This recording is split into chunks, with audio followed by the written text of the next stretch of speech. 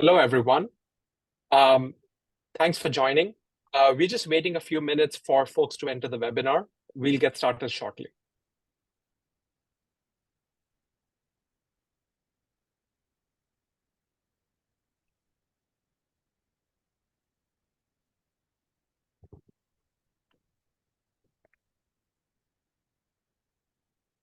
So while we wait, we have a poll question on the screen that you can answer. What's the single action that you think has the biggest impact on on-time performance? Please, if you can answer the poll question, that will really help us guide the conversation going forward. And for those of you who's just joined, we'll wait just a minute longer for folks to enter the webinar. So just hold on and we'll get started in a bit.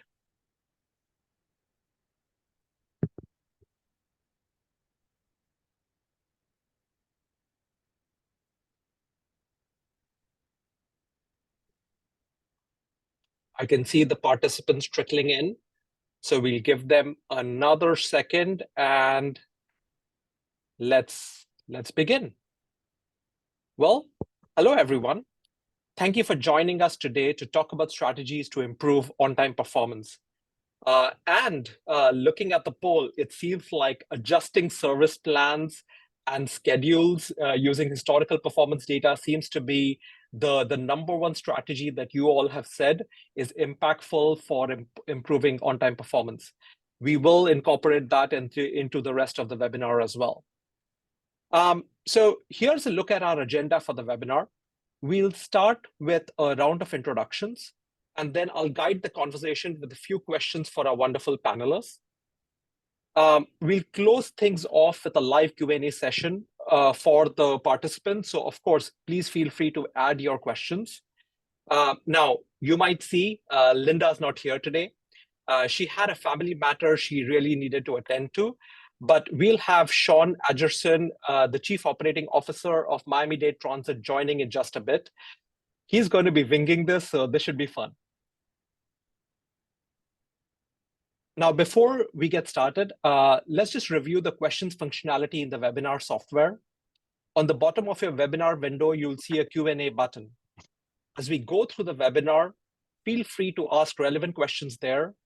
We'll be monitoring the channel, and then we'll use those questions at the end for the Q&A session, and we'll try to get through as many questions as we can. So let's just test that feature out. Can you go ahead and type your name and where you're from? We can't wait to hear from you. Okay, so now that we are set up technically, let's dive in. Again, thank you. Thank you for joining us for the webinar on ways to improve on-time performance. We have a wonderful panel here with us today. We'll start with our panelists introducing ourselves, and of course, as soon as Sean joins, we'll have him introduce himself as well. And then let's do a quick icebreaker. What is the worst OTP that you have seen or experienced? I'm guessing because Sean is currently stuck because of some bad weather in Miami, his on-time performance experience is what's happening today. But other than that, let's get started. So I'll go first. My name is Ritesh Varade, General Manager for Transit at Swiftly. I'll be your moderator today. And my worst OTP experience was really as a student in the Boston area. I had the pleasure of taking the number one bus every day. The OTP on that bus route was terrible. The traffic, a lot of students, and winter weather didn't help. There would be 20, 30 minutes where a bus won't show up, and then 3 or 4 would show up at the same time. So that's my experience. Devita, what about you? My experience also was weather related. In the summertime, we get torrential downpours, and I don't know if it was my on-time performance or the bus's on-time performance. I'd like to say a little bit of both, but it was as much because I was trying to hide from the rain as I was at the bus stop. So the driver never saw me and just kept on going. And so I missed the bus. And by the time I caught up with the bus that I needed to, it was another hour added to my trip. So not the best way to end your day in the rain. And Devita, can you introduce yourself? Oh, I'm sorry, I didn't even introduce myself. My name is Davita Mueller. I am the Director of Service Planning and Development at Sun Tran in Tucson, Arizona. Thank you, Davita. Chad. Hi there.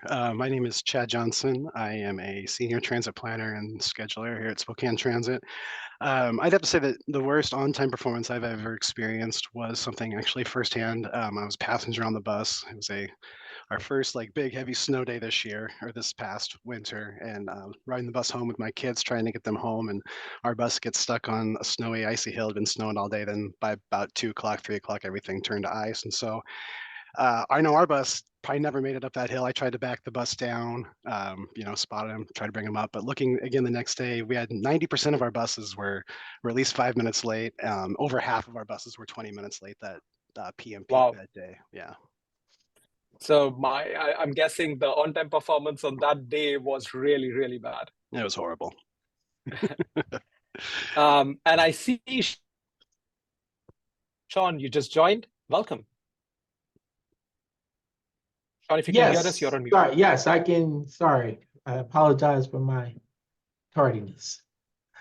No worries, Sean, and thank you so much for stepping in for Linda. So we are just going through introductions, and if you can introduce you, your agency, and what is the worst on-time performance experience that you've had or seen? So good afternoon, everyone. I'm Sean Adson. I'm the Chief Operations Officer here at Department of Transportation and Public Works. And so your question was the worst on-time performance. Wow.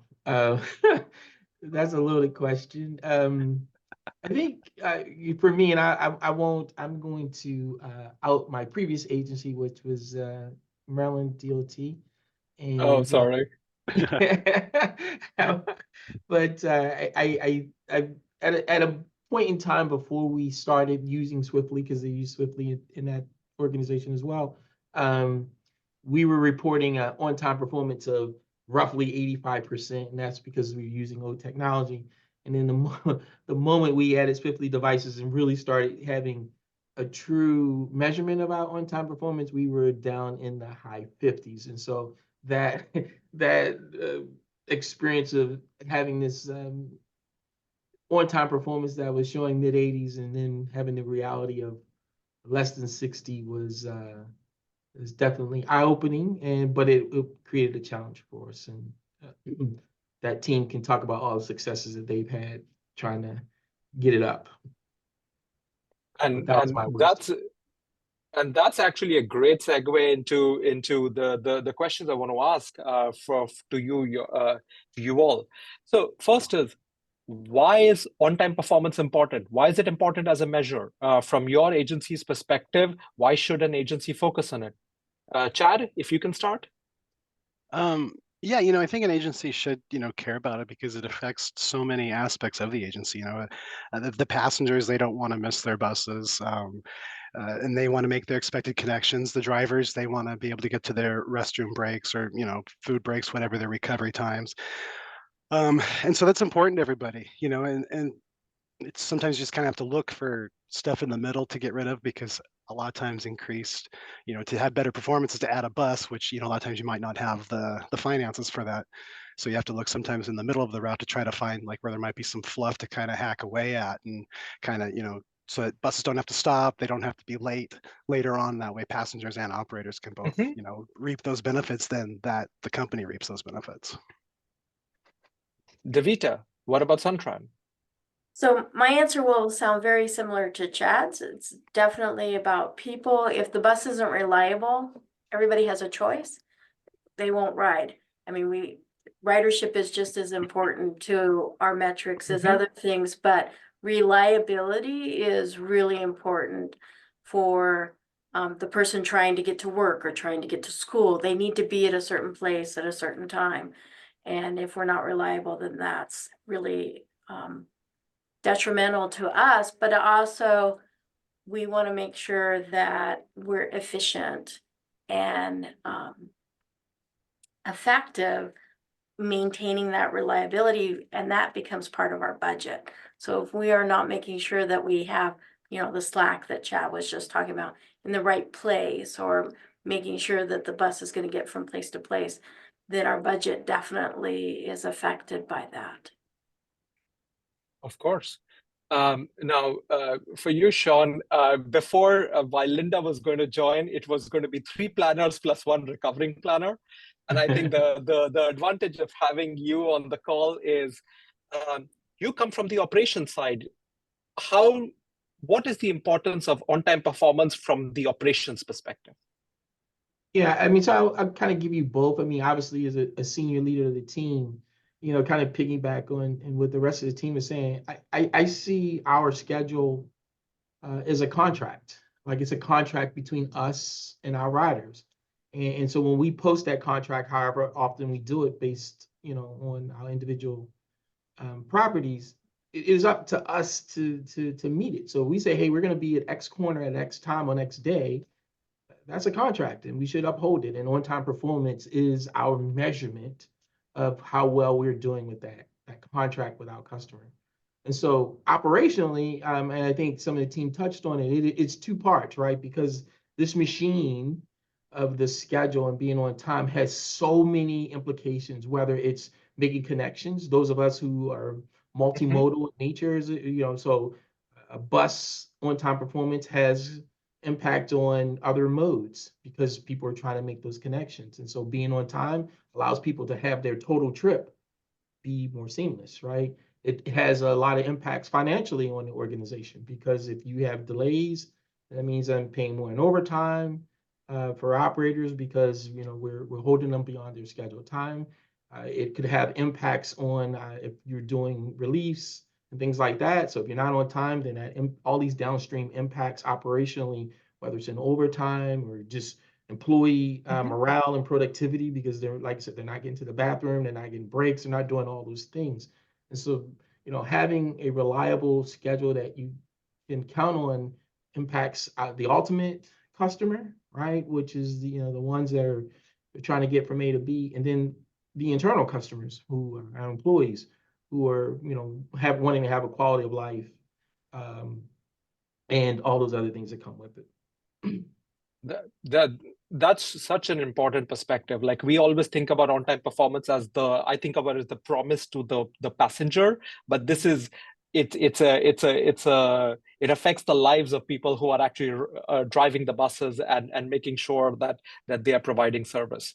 So that brings me to my next question, which is, how do you measure on-time performance? What's your definition? Davita, if you don't mind going first. No, I don't mind. So we have a minute or less. If my boss had his way, it would be not at all for earlies.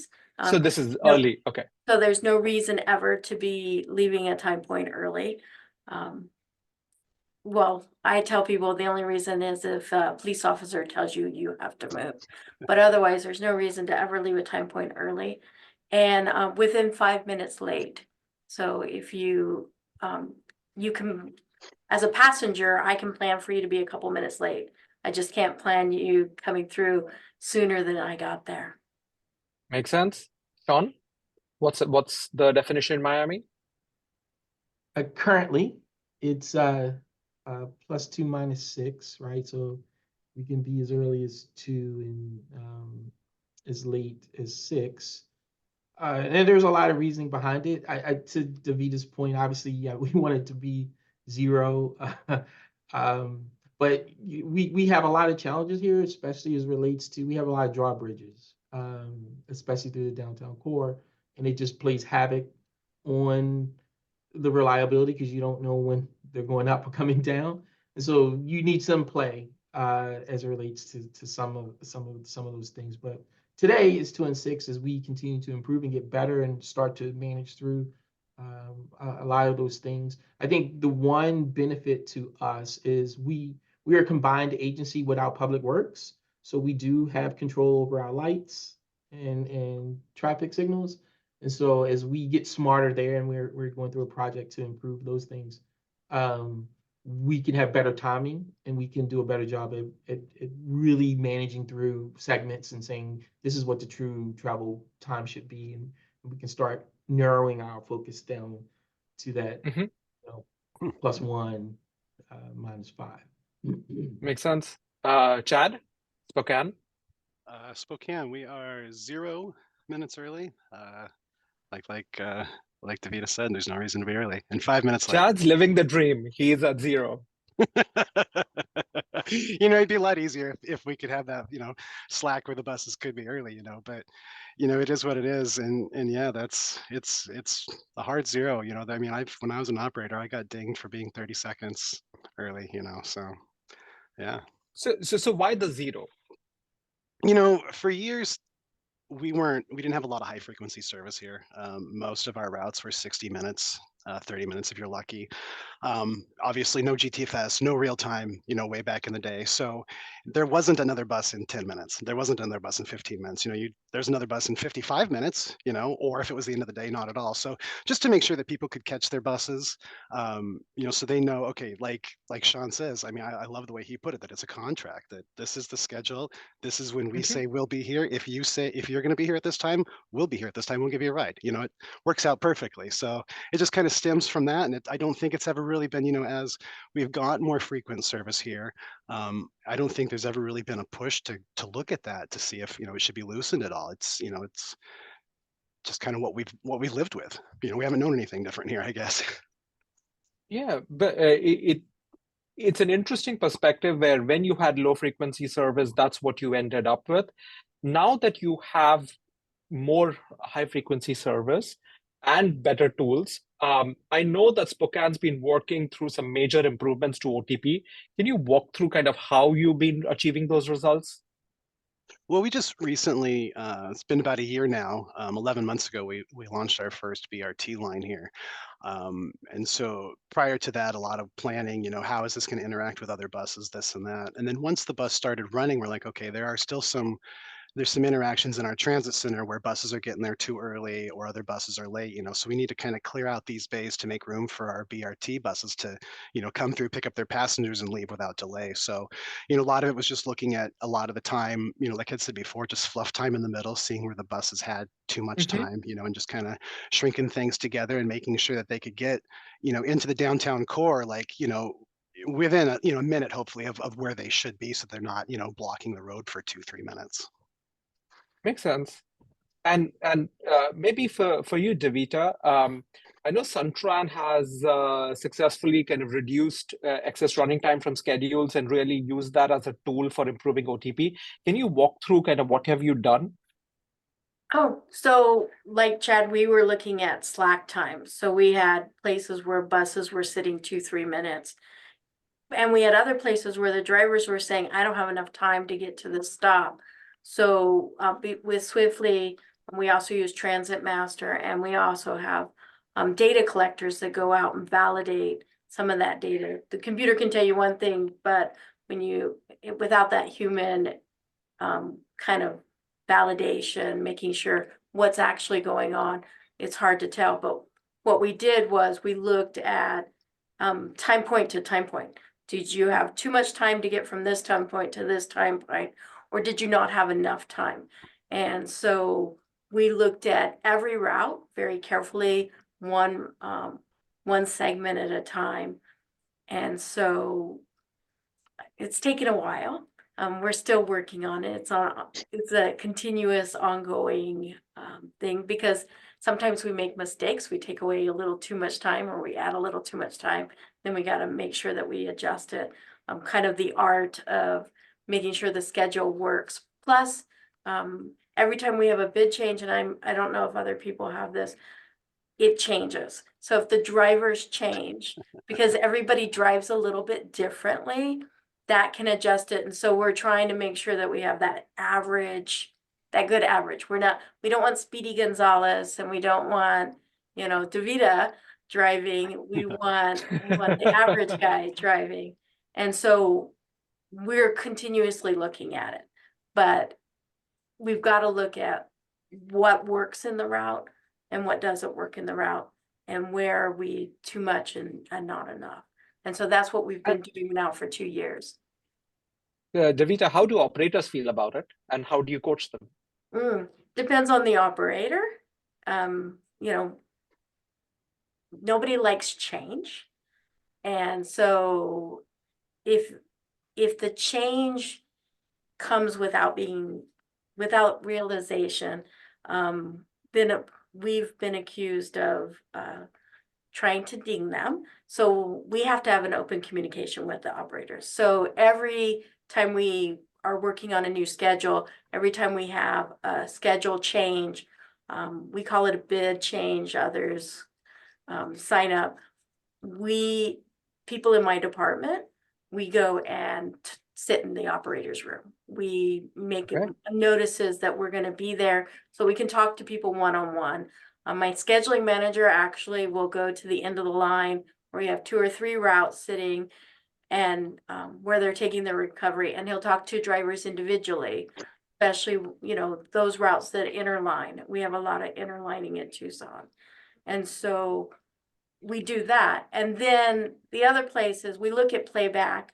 We get an incident report from operator calling in over the radio saying, hey, I've got a problem here. Somebody will do a playback, and then we'll work with our operations manager and the supervisors and they have conversations with the drivers. So it's a continuous conversation, one-on-one with the operations team, and whenever we have, kind of a open pop-up forum whenever we are looking at changing things.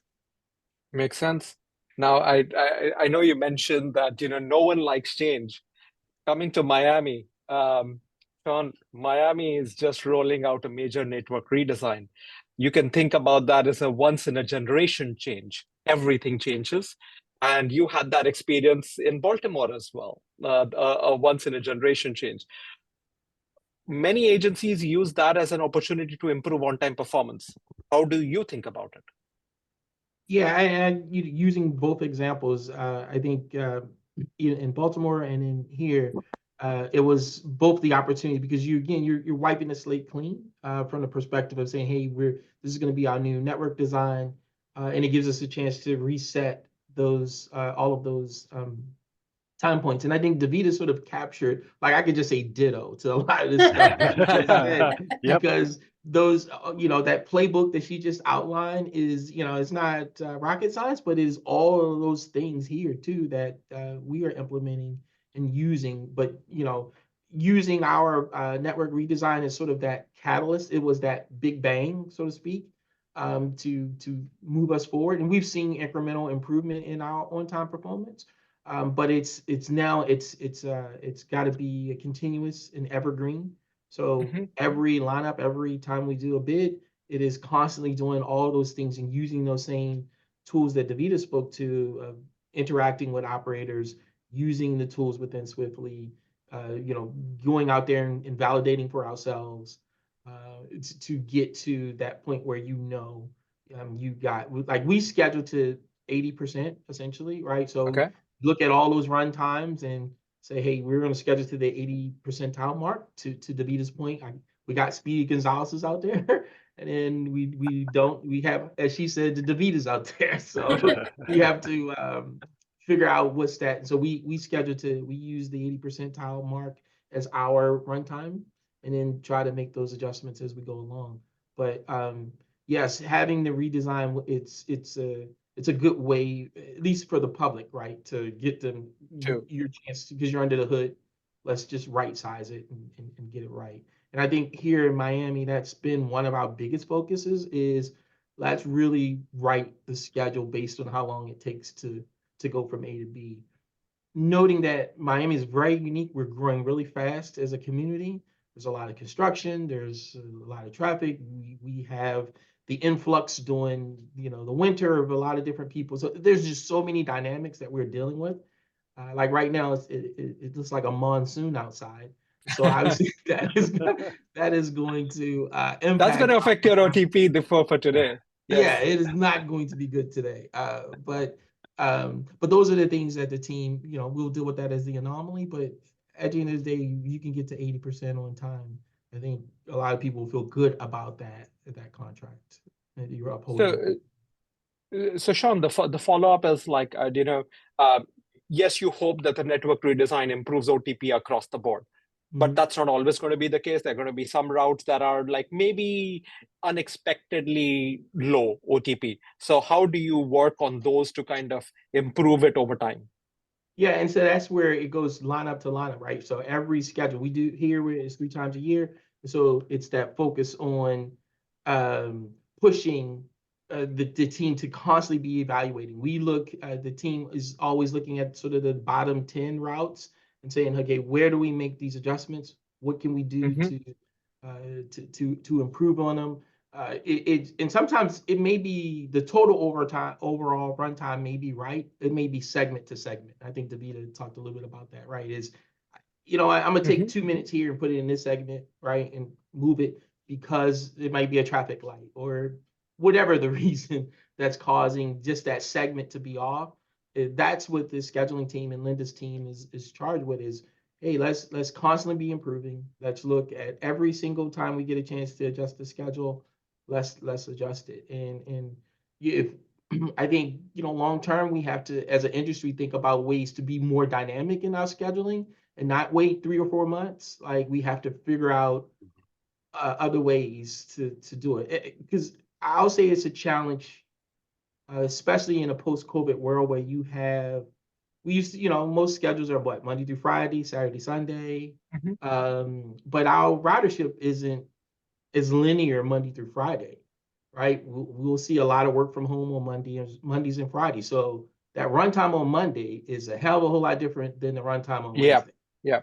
Right. And that that impacts OTP because you're writing the schedule Monday through Friday. And so working with our union partners, we have to figure out another way to be a little more dynamic with the schedule so that it can adapt to some of the travel patterns that people are under now. Sean, I'm sorry sense, for David. interrupting. Sure. I have a question. What about Saturday and Sunday? Because I know in Tucson, I'm seeing our ridership increase on Saturday and Sunday because of people working at home, part of the week. They're doing other things on the weekend and ridership's growing. And it's different than it was before. I totally agree with you. And same thing here. And we've made investments in our weekend service here as a part of our network redesign. That's where we made a lot of our investment was on the weekends. And we've seen double-digit growth in ridership on Saturdays and Sundays because one, we made the investment. So you're like, whoa, these people are really out there. And then two, to your point, Davida, that there have been changes in people's travel patterns, that more people are sort of working these different hours and out in the system at different patterns than what we typically saw. Yeah, and one thing we would say from the Swiftly perspective that we are seeing is there used to be a bigger focus on let's get OTP really high during the peak periods. Now there is no one peak period. It's all day and all weekend as well. So it's across the board. Let's get service improved. So we're going to jump to Q&A in a bit. So for the audience, if you can add your questions, that would help. But for our panelists, what would be the one biggest message you want to leave the audience with for improving OTP? Let's be like, what's the one thing? Maybe start with you, Chad. Yeah, probably, if to grow your ridership, you want to get that OTP as good as you can. You want it to be reliable. You want people to make their connections. You don't want people to, miss their bus and say and give up and just start driving. So I think that's probably the main thing is that'll grow ridership. The better your OTP is, the better chance you have of ridership growth, I think. Okay. Davita? I am in complete agreement with Chad, but I also think we need to remember it takes time. So even though we make a change in this schedule, did that make an improvement? Did we get it right? Or you come up with, we've got the 10 bottom routes and we've got them all. Did we get all 10 right? I think that's the hardest thing because we're a world that we want instant feedback, and it takes 2 months or it takes a couple of weeks because the driver needs time to get used to the change in schedule as well. And you know, this is a partnership with our operators. If we don't have their buy-in on the changes we made to the schedule, it doesn't matter what we do to the schedule. Without their buy-in, we don't have improved on-time performance. Makes sense? Sean, you get the last word? Yeah, I think Chad and Davida stole the show. It's it's hard to add to it, but I agree. In like I was talking about earlier, it's us figuring out other ways so we can impact it quicker, right? And I think that Okay. for me, that's probably the biggest frustration because, like Davida said, we produce the schedule, we use the data we have, and then it's out there, and then there's so many other variables that go into the actual execution of it um, that it's important. And I think I'd be remiss. Like I know that being in operations, I have both the service planning side and scheduling side, as well as the operations side.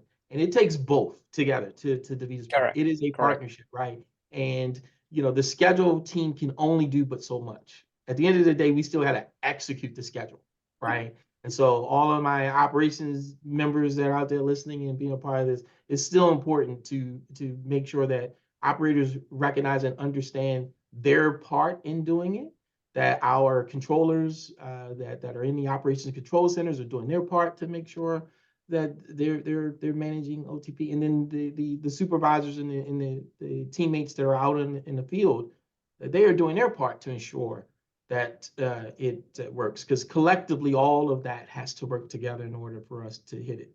The schedule is it's a plan. That's what it is. Makes sense. Still got It's the promise. Yeah. yeah. It's a You promise, still it's a got to contract, execute. it's a plan. Right. Yeah. It's a plan. Great.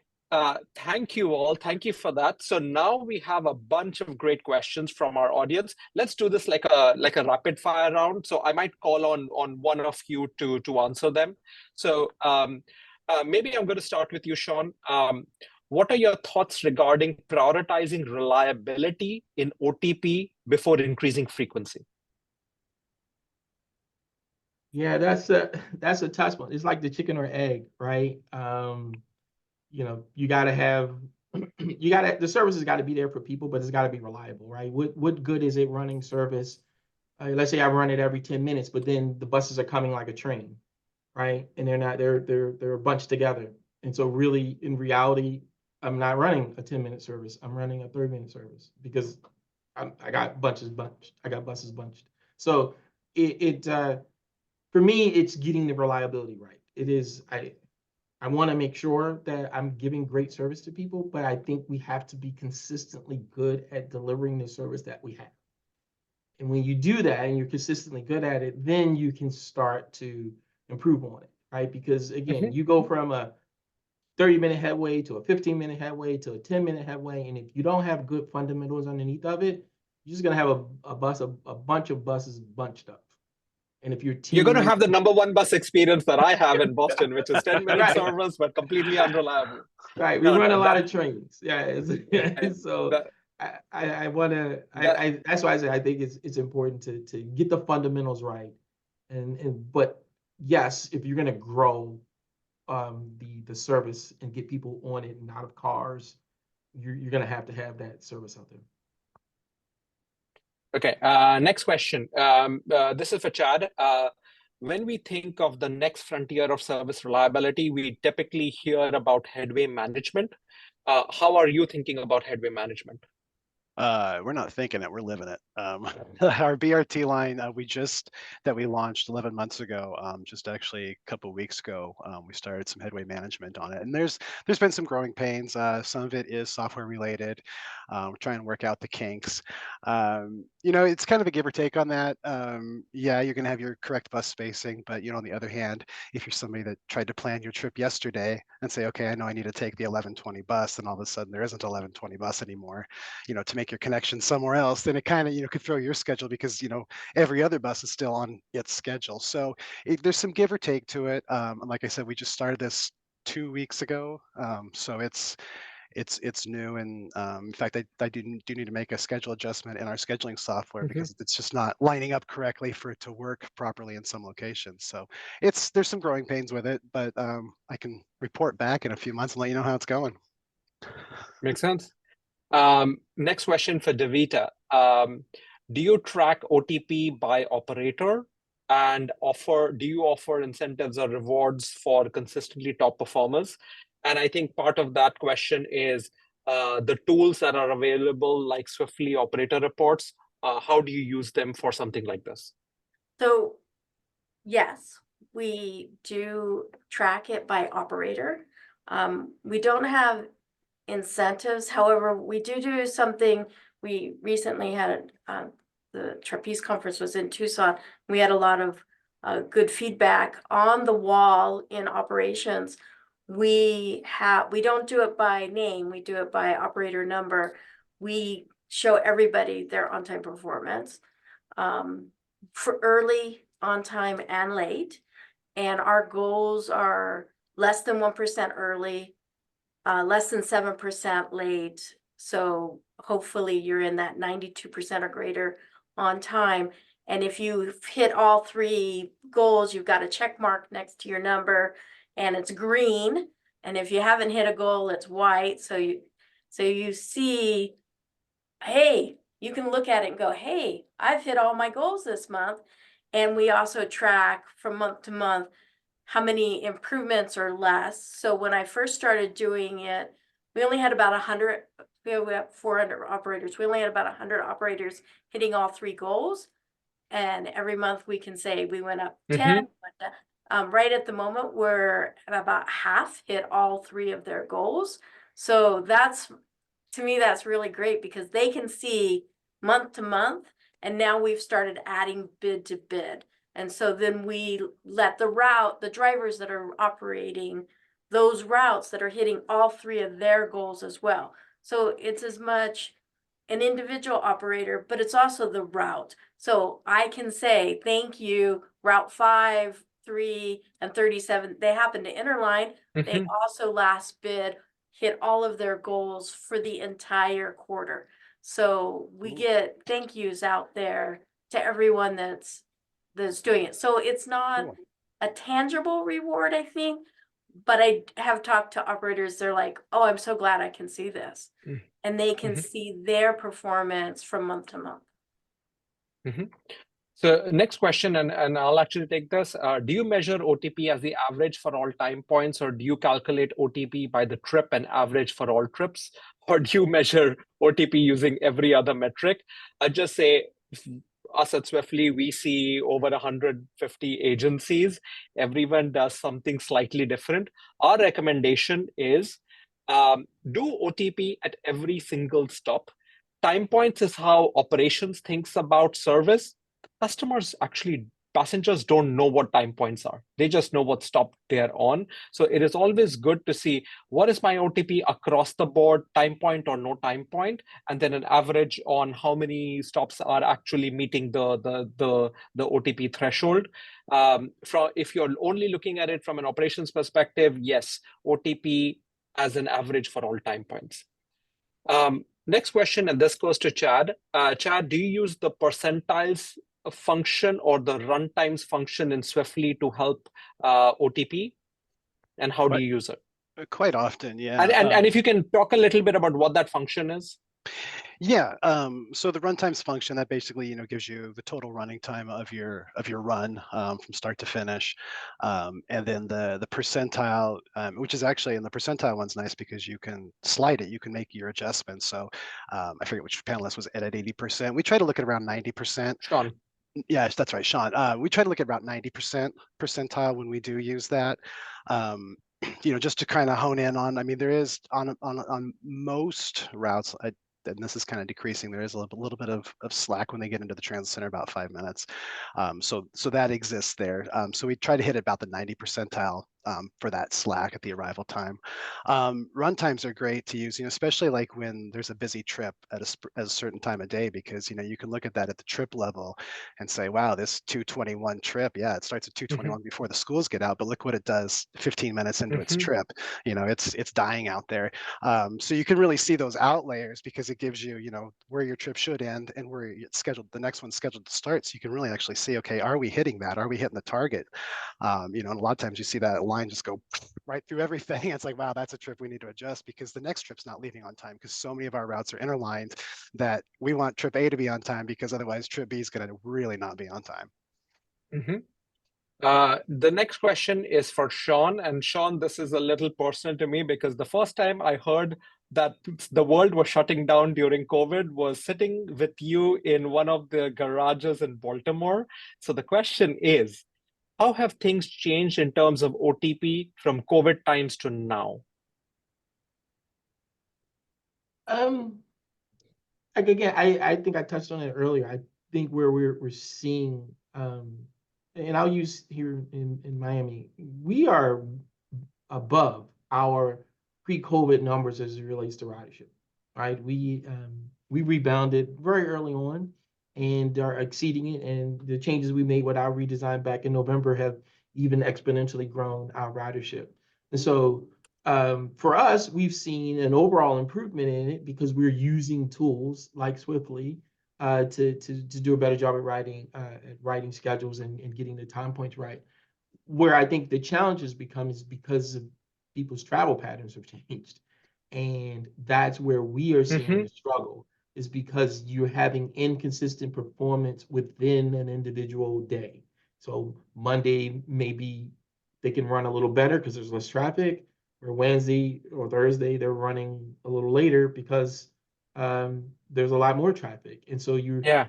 it's just harder to make predictions about what what the actual runtime is going to be, where you're seeing far more earlies on days like Mondays and Fridays, and then less more lates on Tuesday, Wednesdays, and Thursdays. I think It's like that's probably it, been some of the things that we've seen as a big challenge, and we have to figure out ways through that.